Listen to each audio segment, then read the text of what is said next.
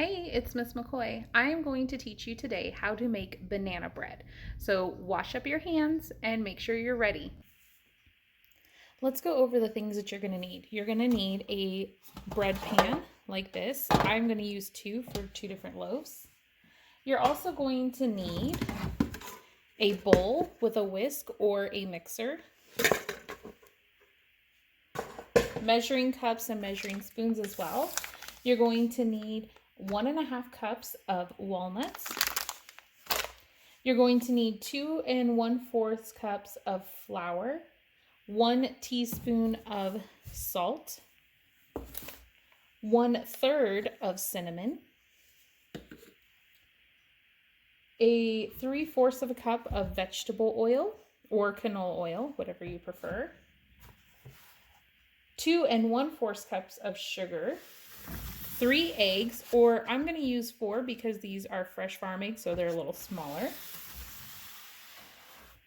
1.5 teaspoons of vanilla extract. It can be clear or not. 1.5 teaspoons of baking soda. And then a 1/2 cup of buttermilk. But I do not have buttermilk and it was very difficult to get right now. So I'm going to use regular milk and a teaspoon of lemon juice. And it's a quick hack for a substitution on buttermilk. And I'll show you how we're going to use that. And then the most important thing you are going to need for banana bread is very ugly bananas. And we are in quarantine, so we can't let these go to waste. So we're going to use these. But if they look like this and they're all mushy and they're not going to be good for eating, they are perfect for banana bread. You do not want to use ripe bananas that you would still eat. You want to use browned bananas, okay? So let's go ahead and get started. Okay, so the very first thing you're going to want to do is preheat your oven to 350 degrees. So I'm going to preheat mine to 350. Make sure that you have a parent's permission or assistance if they would like to help you with this, but do not operate an oven on your own. Okay, so to get started on our batter, we are going to put 2 1/4 cup of flour in. And remember that when you're using a measuring cup, you want to make sure that it's level all the way to the top. You don't want it overflowing and you don't want it under. So that's 2 cups and then 1/4 of a cup. There. Okay. We are also going to add in our salt and cinnamon. So this recipe calls for a 1/2 teaspoon of cinnamon and a full teaspoon of salt. So I'm going to do a full teaspoon of salt. I'm going to hold my teaspoon over and dump my salt in like that, making sure it's level. And then 1/2 teaspoon of our cinnamon. And then 1/2 teaspoon of our cinnamon. Okay. Now we want to mix all of our dry ingredients first. So I'm going to go ahead and just slightly mix this. Good. So now what we're going to do is we're going to set this bowl aside and we're going to combine the oil and the sugar in a different bowl. So in this bowl, I am going to add my oil, which I need a total of 3/4 of a cup. So I'm going to get my 3/4 of a cup here.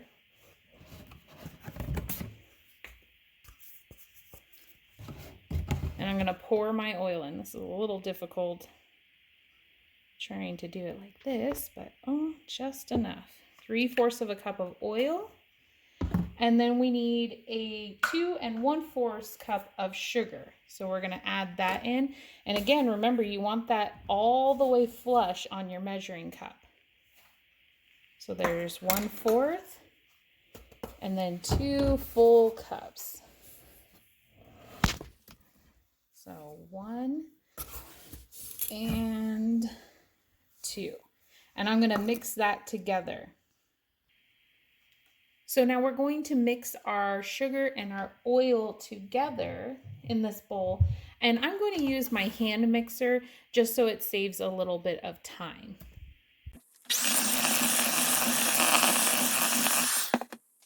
So now that I have it all combined, I'm going to add my eggs and vanilla. Now I'm using 4 eggs because I have farm fresh eggs. But if you have eggs from the grocery store, just use 3, but I'm going to use 4. So I'm going to crack them. There's 1.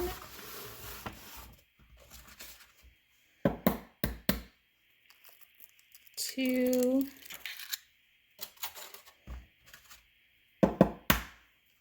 3. And this will be our last one. And see how I'm not cracking on the edge of the bowl? When you crack on the edge of the bowl, you're pushing that eggshell inside. So I don't want to get any eggshell in here. So I'm cracking it down here on a flat surface. 2 small taps, 1 big one. And then I'm just gently prying it apart. I'm not pushing my thumbs in. I just want to gently pry it apart so that the egg goes in and not the eggshell. Okay, so I have my eggs in. I am going to go ahead and add my vanilla. And remember that our recipe calls for 1.5 teaspoons of vanilla. I'm going to get my teaspoon again. And like I said, if your vanilla isn't clear, or if it is clear, you're more than welcome to use that. It's not going to matter in this particular recipe. So 1.5 over my bowl. And again, we're going to mix this for about 1 minute. All right, and now we're going to go ahead and use that mixer again to go ahead and mix it all together. And if you don't have a mixer, you can use a hand mixer. Just make sure it's really well combined.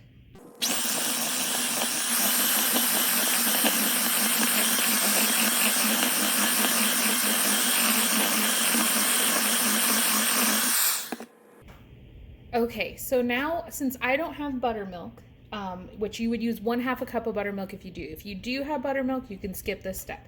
But if you don't, what you're going to do is you're going to take 1/2 cup of regular milk. It can be whole milk, preferably 2%, anything, whatever milk you have, and you're going to dump it into a small bowl, okay? Then what you're going to do is you're going to take 1/2 teaspoon of lemon juice and you're going to put it on the milk. So that's what we're going to do now. Okay, so we're going to take 1/2 teaspoon of that lemon juice and we're just going to put it in there. Don't worry about mixing it or anything, but now you need to leave it sitting there for 5 minutes. Just let it sit for 5 minutes before you do anything else with it. Now what we're going to do is we're going to add the dry ingredients to the wet ingredients. Now we're going to do this slowly. So I'm going to add about 1/3 of our mixture and then I'm going to mix it.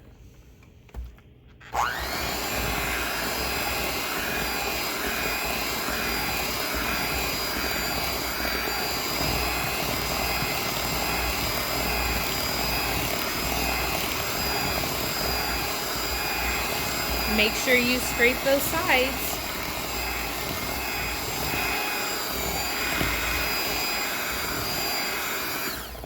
And I'm going to keep doing that until I run out of the dry mixture.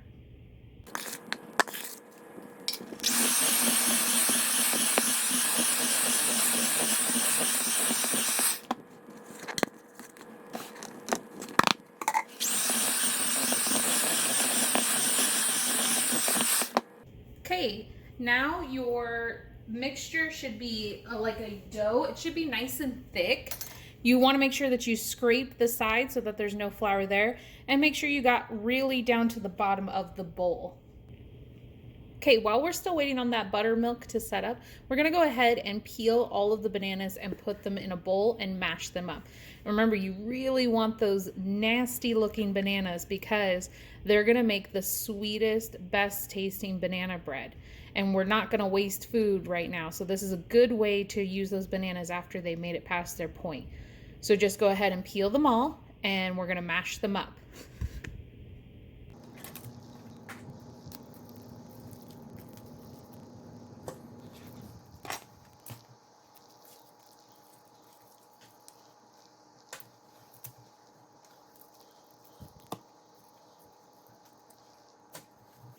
Okay, so the recipe calls for about 2 cups of really ripe bananas. And my bananas were kind of small, so I added a few extra ones, but it averages to be about 5 bananas.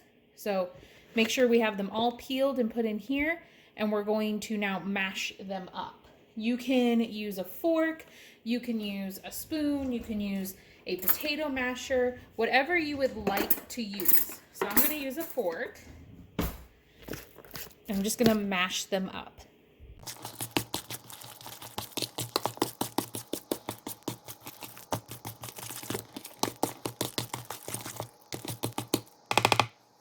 Okay, we've let that milk sit now with the vinegar for about 5 minutes. So we're going to go ahead and add the baking soda. We need 1.5 teaspoons of baking soda. So I'm going to add that in there. And make sure that if you're going to use the same utensils, that you are washing them in between so that you're not contaminating your ingredients. But this is the last time I'm going to use it. So I'm just going to stir with this. We just want to make sure that's mixed up. And now we're going to be combining all of our ingredients together. Okay, so the first thing we're going to do is to add our buttermilk or our made buttermilk to the wet ingredients. So we're going to add about half, and then we're going to mix.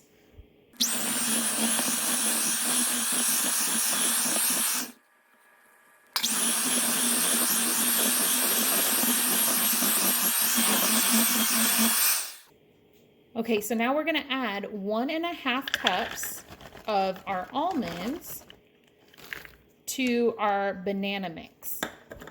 So we're going to mix that in, and we don't have to use the mixer. We're just going to use what is called a rubber spatula. That is a spatula that can bend and flex. We're just going to gently mix in those walnuts.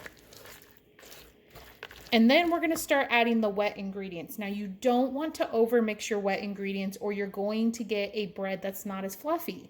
So you're going to add in just a little bit at a time and just stir it, fold it in, nice and gentle. So I'm going to add a little bit of my wet ingredients here. I'm going to take about 1/3 of that mix. Okay. And then I'm going to just gently fold that in. I don't want to over mix it. You don't want to use your mixer at this point. You're going to make too much of a mess and you're going to ruin your banana bread. So we mixed it there. Add another bit.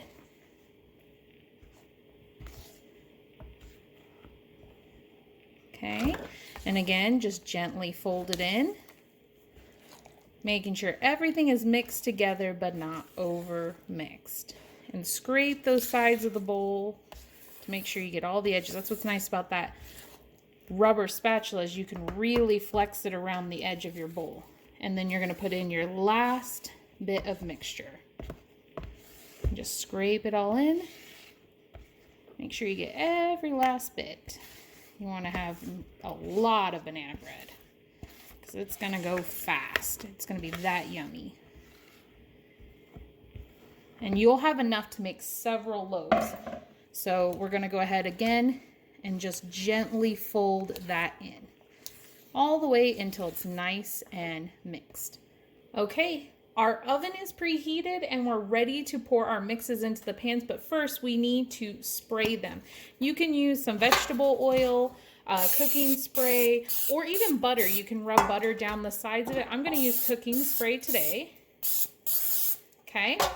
And we're going to make sure that these are nice and buttered or sprayed down and ready to go. We're going to pour the batter in. You're going to want to pour it, I usually do about halfway up the pan, not all the way to the top or it'll just overflow. So make sure you pour them in and we'll put them right into the oven. Okay, for this part, please make sure you have a parent's permission or a parent's help. You're going to go ahead and put your bread into the oven. You want to make sure that it sits nice and flat. So I kind of put mine at an angle so they sit on those prongs. And you're going to go ahead and cook them for about 1 hour. You can make muffins, but you'll need to check them for about 16 minutes. So we're going to go ahead and set our timer for 1 hour. So I'm going to use my kitchen assistant to go ahead and set the timer. Okay, Google. set a timer for 1 hour. Sure, 1 hour, starting now. All right, so we're gonna check back in 1 hour to see how they're doing.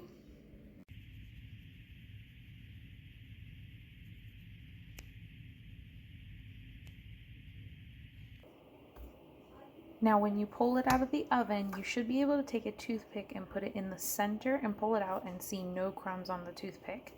If it does have crumbs, put it in for about another 5 minutes to 10 minutes and check. Once you're done, you should end up with a yummy looking banana bread. You're going to want to let it cool in its pan for 10 minutes, then remove it and put it on a plate or a cooling rack for an additional 5 to 10 minutes. And then you can serve it. Hope you enjoy.